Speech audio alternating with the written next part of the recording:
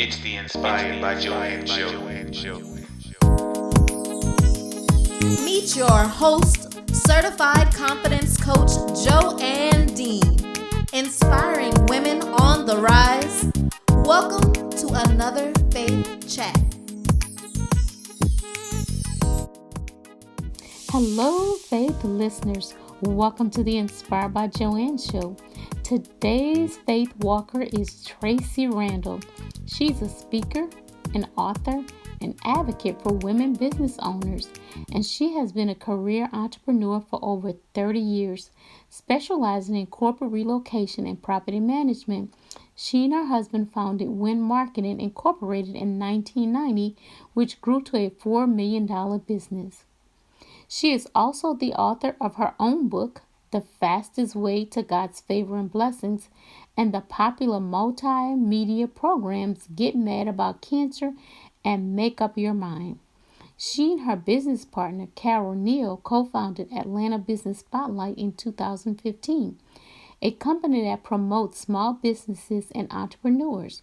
They train on branding, networking, mindset, and team building, put on major events, and offer a variety of coaching programs and workshops through the Millionaire Academy. She is known as the Soapbox Diva for her passion for telling the hard truths and her dedication to helping generations create a legacy of faith, health, and wealth. Let's give her a very warm welcome to Tracee Randall. Yes. Thank you so much for being here. Thank you so much. I've told you many times how honored I am that you would even think of me, and what an inspiration you are, Joanne. Thank you so much for what you're doing and what you've done and how God is using you. I appreciate you so much. Thank you for that. So my first question is, what fuels your faith? What fuels my faith? I think what fuels my faith is that I live my life a little bit on the edge, and I always have. God created me, I think, to be a little bit of a risk taker. And so when you are a risk taker and you're standing on the edge, what fuels my faith is that I have to have God in my life, because if I didn't, I would fall flat on my face. And when you live that way, just on the edge, just on the edge of miracle territory all the time, and I've been that way since I was a very young girl. So just knowing that I have to have Him in my life is what fuels my faith. Wow, thank you for that. So today's segment is entitled Life Interrupted. So my next question for you is, how did you interrupt the fear that was crippling you? So along with being a risk taker, also came, and I think many women experience this, and we experience this, I think, and we don't know other women are having the same fears and feelings that we do, because it's not something that I even consciously knew. But my biggest fear has been not measuring up, not being enough, feeling like that I was not pretty enough, not smart enough. I remember as a young girl, Joanne, just thinking, if only, if I was just a little bit smarter, just a little bit prettier, or, I felt like I was just so average, and I wanted to be special. I did come, and I think all of us want to be special. We want to be the apple of someone's eye. Absolutely. And when you don't know the Lord, which I was not raised in a Christian home, then you try to find that spotlight, that feeling of belonging in all the wrong ways. And you try to find it through people, and people just fall short. They don't know how, and especially when you're raised by, a family that it's generational many times. And my grandmother, I remember my grandmother feeling the same way, and my mother feeling the same way. And So my fear was just never being able to measure up. And because of that, although I felt like I was very gifted and talented, I was so fearful that for many years I was having such panic and anxiety attacks and depression that I didn't even leave my house for a very, very long period of time, over 3 years of just that fear. So what crippled me and also was just intimidation of women that especially that I thought were better than me. Mm-hmm. To interrupt that pattern. So of course it was not something that I intended to do. It was really just God bringing me awareness.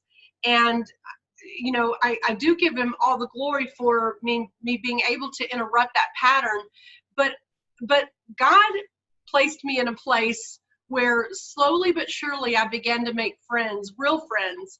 Another fear that I had, and I always had maybe 1 or 2 close friends, but I never felt accepted. Like if I would go into a crowded room, I always felt like people were staring at me, or worse, not even seeing me at all. And but God put in my life some women who were confident in themselves, who celebrated other women's success, which I'd never seen happen before. And they began to lift me up and just give me that confidence that I was special, and also taught me that by celebrating other people's success instead of being jealous of it or fearful of their success making me look bad, but if I began to celebrate other women's success, that it would bring more confidence in who I am. And that's exactly what happened. And I know I was really delivered in 2015. And, part of what I do is I fast, I teach and even wrote a book on fasting. And through fasting in January of 2015, God just broke those generational curses of inadequacy, of self-hate, of depression, anxiety. He broke it off of me. And it was a journey of just having these women come, just and lift me up, and and it was just time.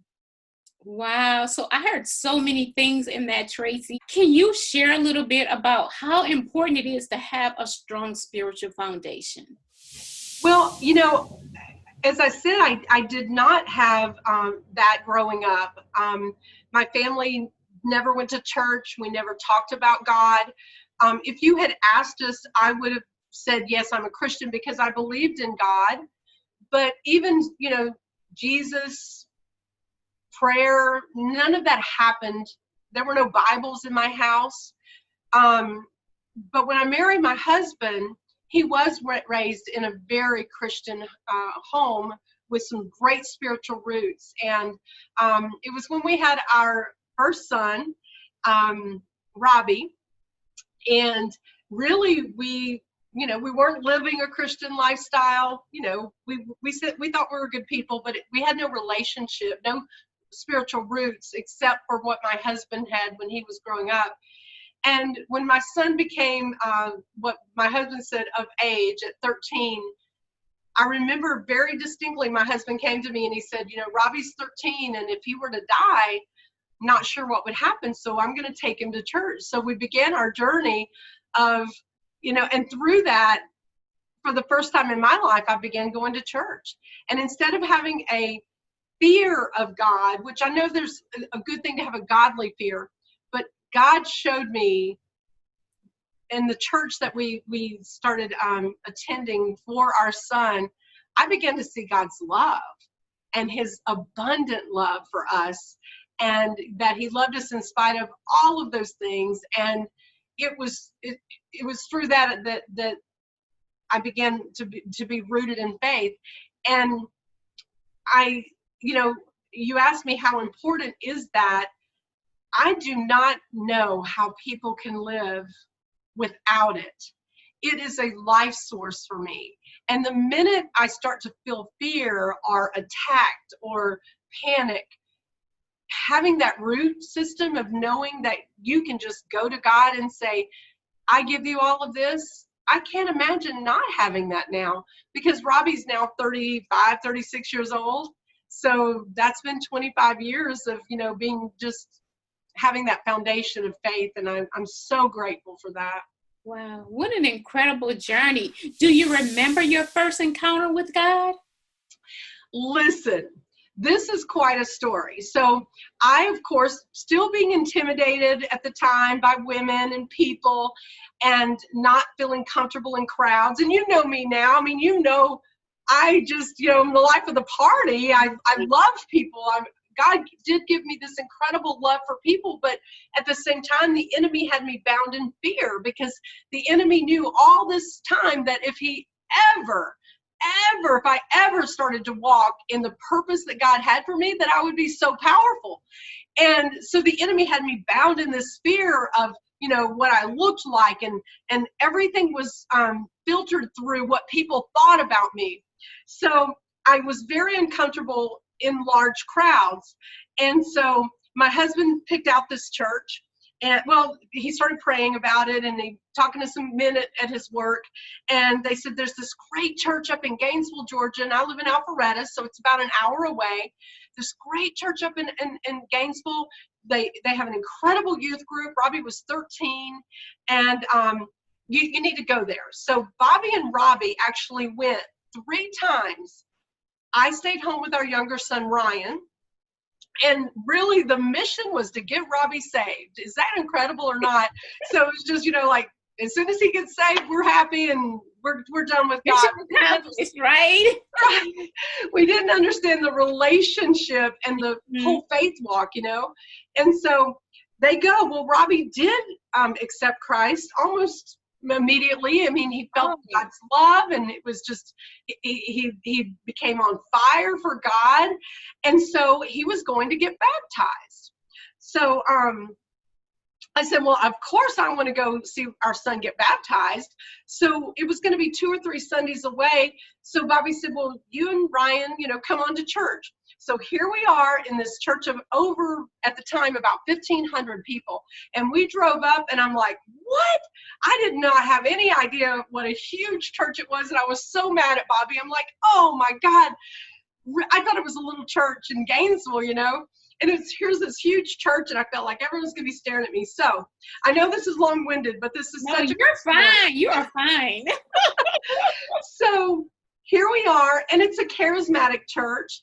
And, people are raising their hands, and I want to feel like no one's staring at me. So I'm just following along and raising my hand and clapping and just, really trying to fit in so nobody would stare at me. That's all I was thinking. And we were in about the 3rd row of the balcony. And I remember this was the first time I went to this church, and really, other than a handful of times when I'd just gone with friends or something, in my past, my first real encounter. So here we are, and this is what I heard. Now, knowing what I just told you, that I do not want anyone looking at me, I don't want to be the center of attention. So it was time for the altar call. I'll never forget it. And he said, everybody close your eyes. We all did. And here's what I heard. I heard the pastor say, if you love God, raise your hand right now. Well, guess what? I didn't want anybody thinking I didn't love God, so I raised my hand. And he said, if you've got your hand raised, I want you to run to this altar. Well, I thought, I've got to run to the altar, because if I don't, everybody will, all of a sudden, so I opened my eyes, and Bobby goes, run. And I looked around, and nobody was running, but I got up and I ran to the altar, and I was bawling my eyes out, and the pastor's mother came up and she said, are you here? What are you here for? And I said, I'm here because I love God. And she said, so she talked me through the whole, prayer. And I was like, it was the strangest feeling. So after it was all over, of course, I'm just bawling from embarrassment and what just happened to me, and I've never had anything like that happen. And I went back up there, and Bobby goes, I was so surprised that you raised your hand and was willing to go down there. And I said, I told him what I heard, and he said, that's not what the pastor said. Yeah, you heard him say, if you love God, raise your hand. He said, that is not, Tracee, what the pastor said. And I said, really? You didn't hear that? And he goes, I said, do you know, I really think that's the only way God would have ever got me to lose my pride enough to go down to that altar. I know for a fact that God tricked me that day. Wow. Oh my gosh. Crazy. That's But from that moment incredible. on, God just began to do a work in me. And you know, it has been an incredible journey. I'm so grateful for such an incredible church. We've been going to that same church now, haven't missed a Sunday or Wednesday very often at all. Served in every ministry of that church since that day. And it's so funny because Bobby kept praying that I would go. And then he said, man, then I started praying that maybe you wouldn't, because you don't do anything halfway. And I knew we'd be living in Gainesville. So we've served in every ministry, and we love our church, and God is so faithful, so grateful for all of that. And that's this, you know, just knowing that you can just be surrounded by believers in a place where you're safe. And I love it. But I do say that God tricked me and forced me down there. And you know, it's so funny. It just goes to show you that really, if you just take that step of obedience, that He's going to be faithful to meet you there. And I think that had I not heard those words and been tricked a little bit, that it would have taken me a lot longer to kind of swallow that pride to walk those steps down that altar. But I'll never forget that, running down there. There were about 10 other people running down there with me, but you know, it wasn't the whole congregation like I thought. Well, I mean, God spoke to you. You heard something totally different from what the pastor said. Yes. I mean, what an encounter with God. It was. And I mean, you know, of course, my son was 13. I said, Robbie, you heard him say that, right? He's like, no, Mom, I sure didn't. I'm like, oh my goodness. It was very strange, but it was the Holy Spirit, and it was God speaking to me, because, you know, it was time. Yeah. Well, I'm grateful that you answered the call. I'm grateful. I'm grateful. And so you not only answered that call, but you've answered so many other calls. What inspired your career choices? Well, that is a great question. What inspired my career choices? I think, you know, for many years now, I have been blessed to work very closely with women. And I think for me, I've always been an educator. I love to teach. I taught 7th grade language arts for about 30 minutes, and then I retired. But anyway, I love to teach and educate. And I think that every choice I've made has been in some way educating, teaching, nurturing other women, especially to just walk in the boldness and the purpose that God has for them. Because to live a life of mediocrity, to live a life of just not having this power that He's given us and using it and walking in what I call miracle territory and expecting the unexpected miracle is boring. And God does not want us to live boring lives. He doesn't. He wants us to live lives of passion and excitement, fueled and interrupted. Because how, you know, and I know that there's so many women out there that are bound in fear and don't know Him and don't know what they're created to do. And so my career choices really have been not even choices, but just places where God has dumped me and said, okay, here you go. I need you to figure this out. And most of the time I'm just jumping in when people ask me to do something, and then it becomes a career, you know, for a minute or a season.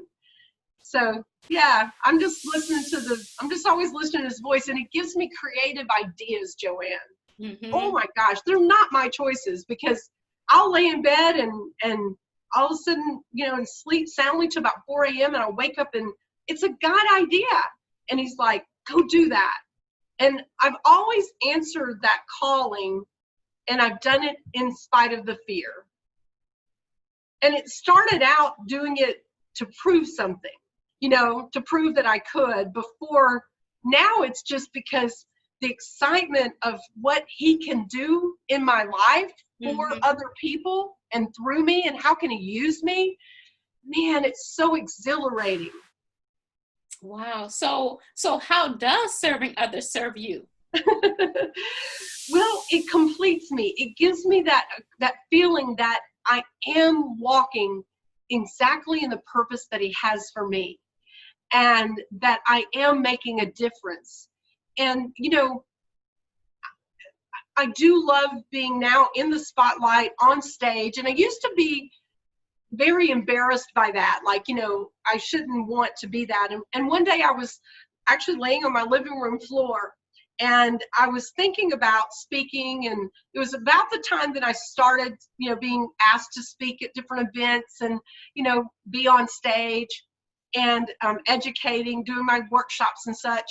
And I remember laying on the the living room floor, and I was listening to TBN, and this pastor came on and he said, if God has given you a desire, if you have a desire that you're extremely passionate about, it's God given. And he actually said, and used that as an example.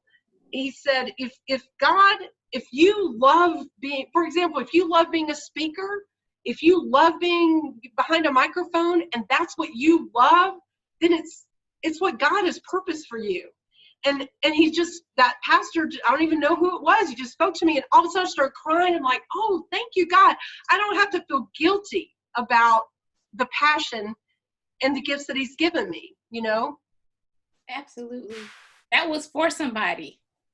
Good. Yes, absolutely. Yeah. I hope so. Yeah, absolutely. Talk a little bit about how you find the harmony in all that you do. So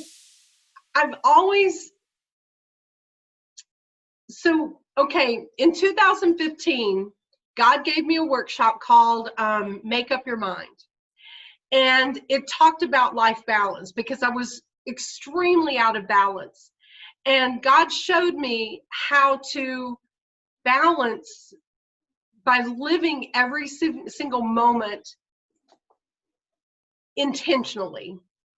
And I do a lot. I do have a lot going on in my business right now. A lot of things. I'm, in real estate. It's very, very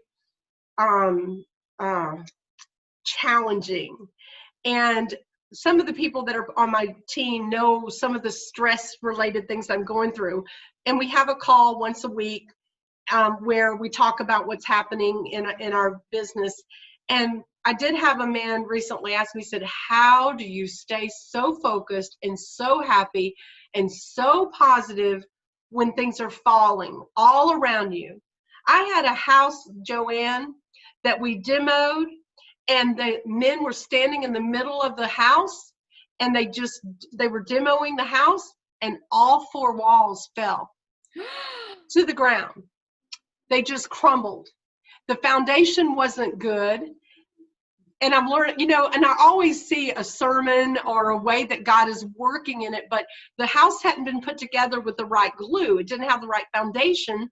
And so when they started tearing the inside of the walls, the outside fell and crumbled. And I just, people are like, how do you even sleep at night? Every moment, give every single thing to God. I said, I just give it all to God. And I know that I'm doing all I can do, and that's all I can do. And I just give every moment to God. But I did intentionally, God showed me that I had to, I had to take the different areas of my life and be intentional with my spiritual walk, with my love for my marriage, my husband, not to neglect him, my own private time, of spiritual development.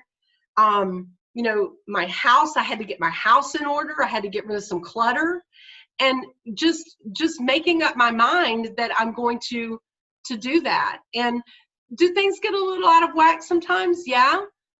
But I always am rooted in what, the foundation of the glue that holds our house together. And that is his word. What does he say about me? What does he say about my business? What does he say about my marriage? What does God say about my relationship with my children? What does God say about that fear, this fear, that thing that's happening? What does God say? And when you live your life on that word, what does God say about it? Well, he always says that he's working everything out for our good. Mm-hmm. And even though we can't see it in the natural, if we just know that what he says about it is what's going to happen, then you're going to sleep at night. Mm-hmm. You're going to enjoy your life so much more, because we know he's got a plan. And, I lay in bed sometimes, I think, oh, I cannot wait to see how he does this, because I don't have a clue. Right. And I love the challenge of watching him work and who he's going to work through to make his word, right in our life.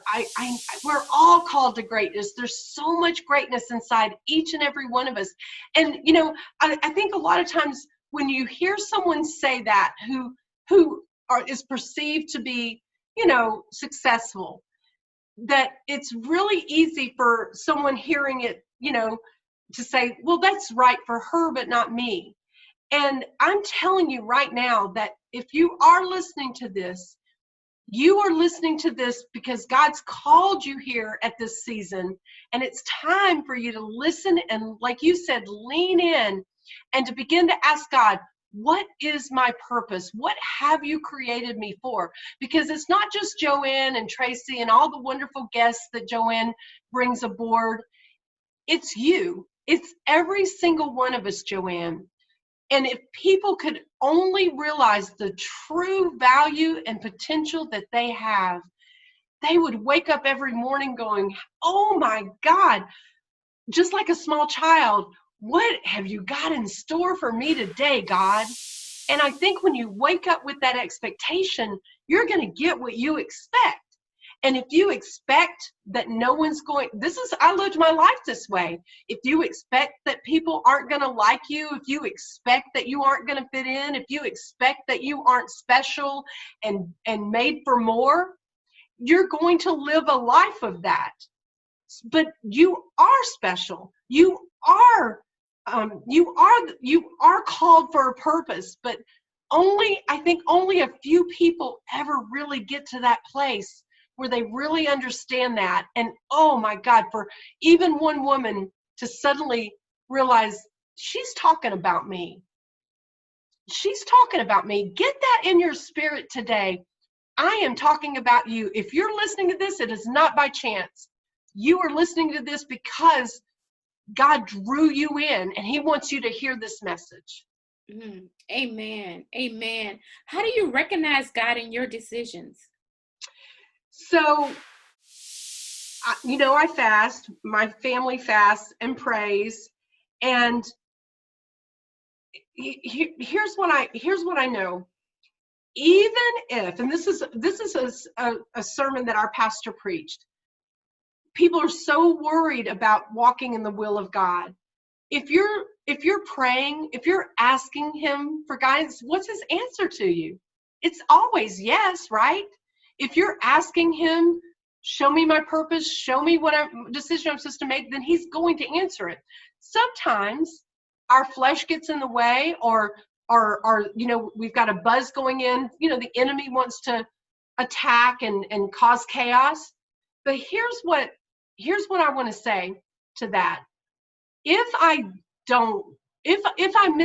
miss here and I go this way, and God really wanted me to go that way, guess what Romans 8:28 says? He's going to bring something in this path that's going to veer me back into the path that I'm supposed to go in. He's going to close the door, and I'm going to stop and go, there must be a reason that I can't get through that door. I used to beat down doors, but now I just stop and say, why is it that I'm not supposed to go there?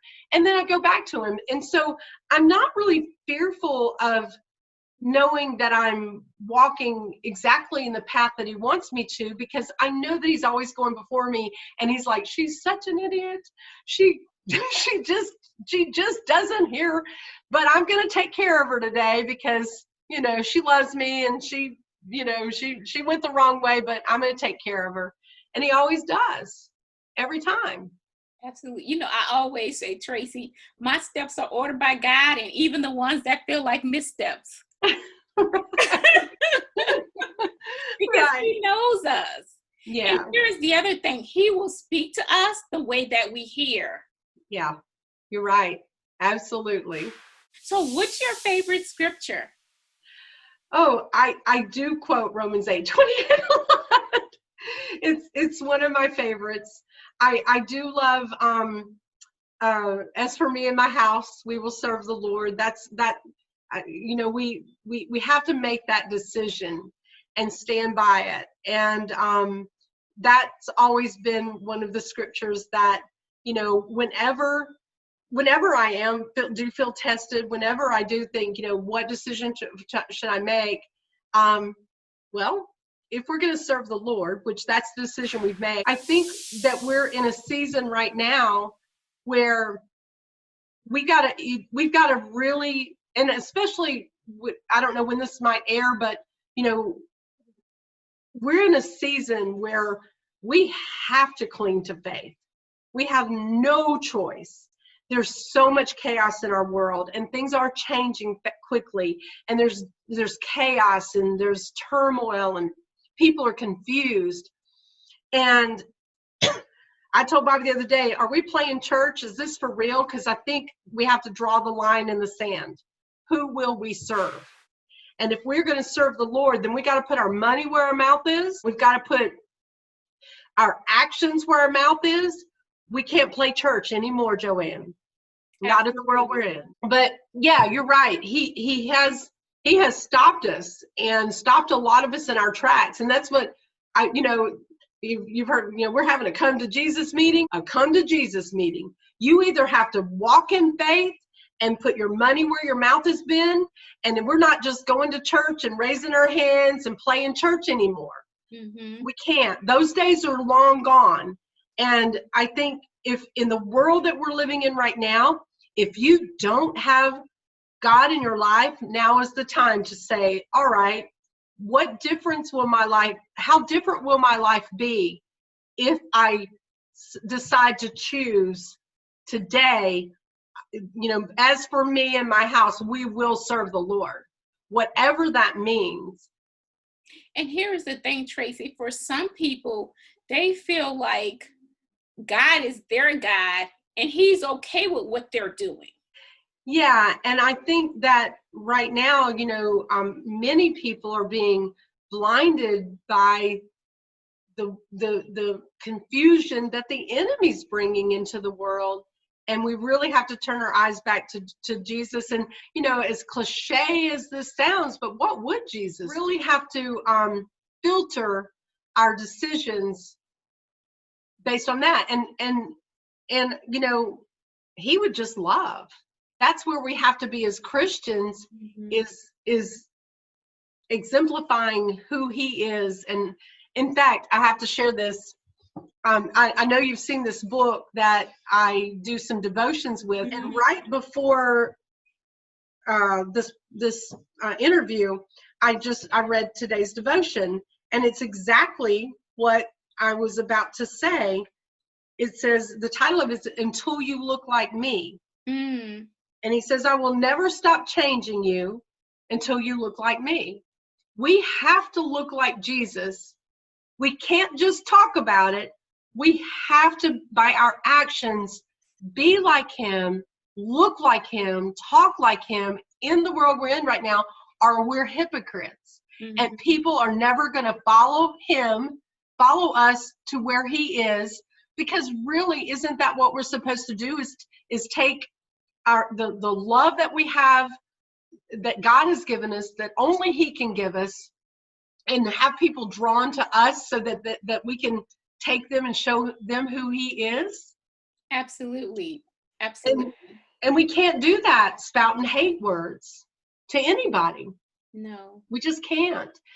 And I think that as Christians, that the world is looking at us and saying, you're just like the world. Mm-hmm.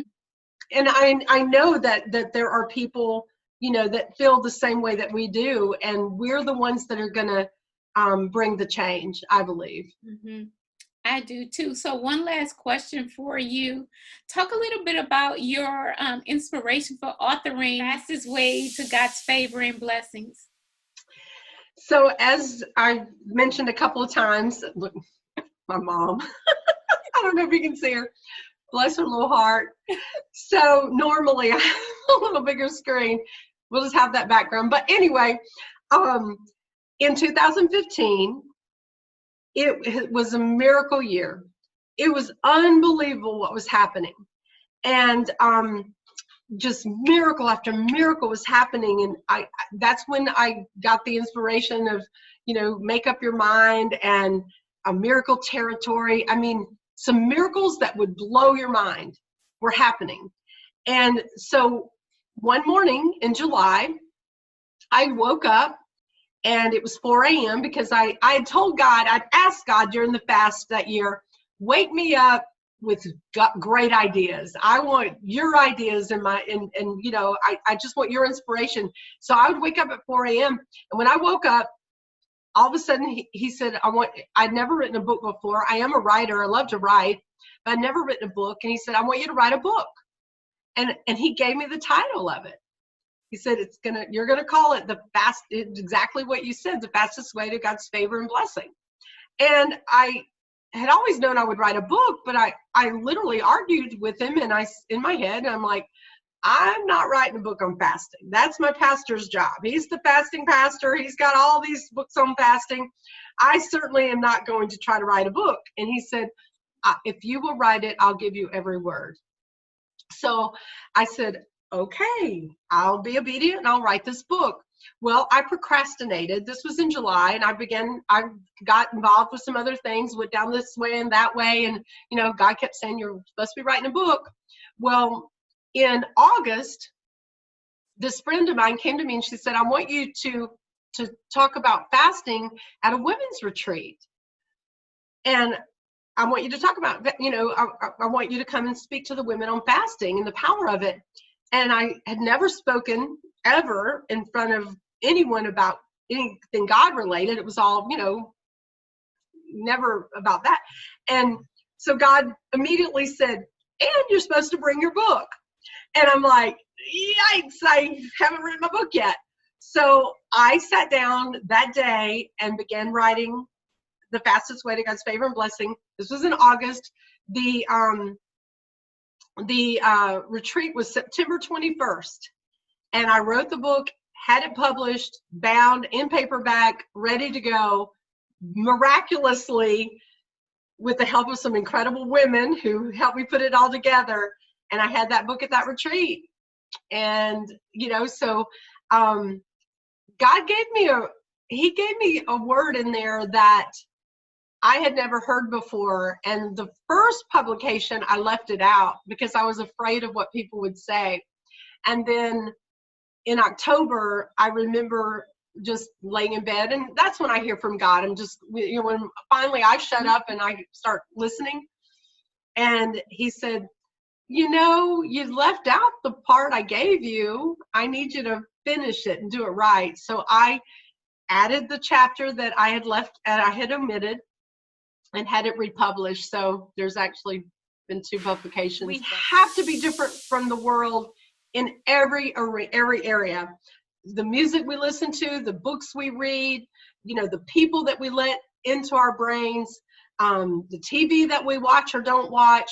We have to stand apart, especially in the season that we're in, because why? We have to be healthy. We have to have strength. We have a battle at hand. We are not fighting people. See, a lot of people think that we're fighting against each other. A lot of people think that the fights and the things that are going on in the world is us against them, and the party against the party and all of those things. It's not. We're fighting a spiritual warfare, and we have to have our full armor on, and we have to have our temples strong and healthy, and our minds strong and healthy. And the only way to do that is to feed it healthy, and to drink healthy things. And I'm not saying we have to be perfect, but I'll tell you this: there is so much pleasure in the foods taste better when you set aside the chemicals, when you're eating more organically, when you're eating more healthy. You can enjoy those foods so much more, and the way you feel. Joanne, I'm 60 years old and I feel better. I outwork anybody I know because I mostly eat very, very healthy.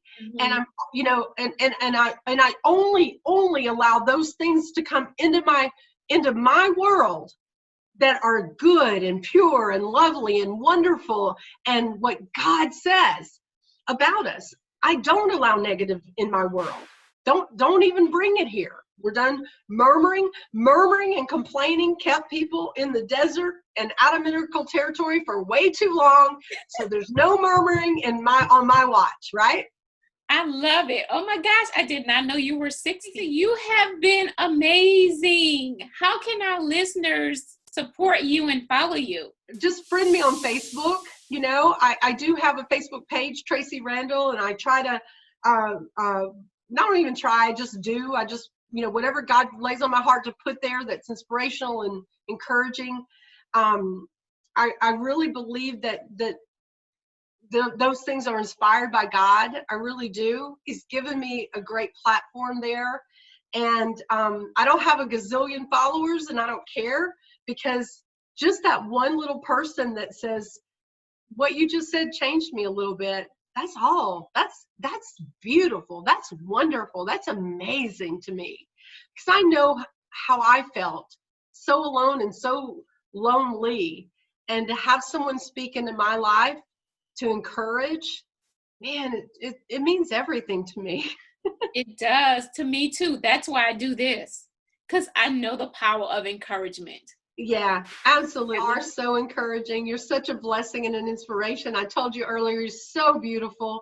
You have this incredible glow about you that I told you earlier is really just God in you. Thank you so much for being here today, Tracee. It was an absolute treat.